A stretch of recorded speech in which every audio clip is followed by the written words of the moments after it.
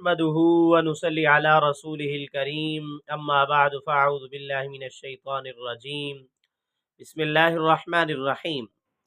آج ہم بیان کریں گے خواب کے اندر سحری کھانا یا افطاری کھانا، اس کی کیا تعبیرات ہو سکتی ہیں۔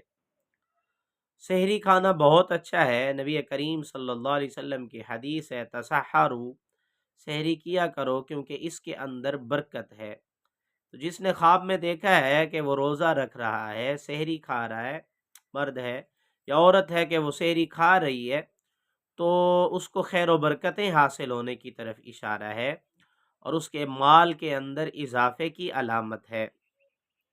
اگر کوئی دیکھتا ہے کہ وہ افطاری کر رہا ہے، مرد یا اسی طرح عورت ہے وہ افطاری کر رہی ہے یا افطاری کا انتظام کر رہے ہیں، تو یہ بھی بہت اچھا ہے، کیونکہ نبی کریم صلی اللہ علیہ وسلم نے فرمایا کہ افطاری کے وقت انسان کی دعائیں قبول ہوتی ہیں۔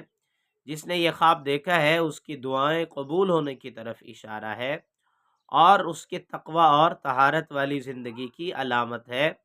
اور رمضان کے اندر جو روزے رکھ رہا ہے یا تراویح پڑھ رہا ہے، سحری کر رہا ہے، افطاری کر رہا ہے، تو ان اعمال کی قبولیت کی طرف اشارہ ہے۔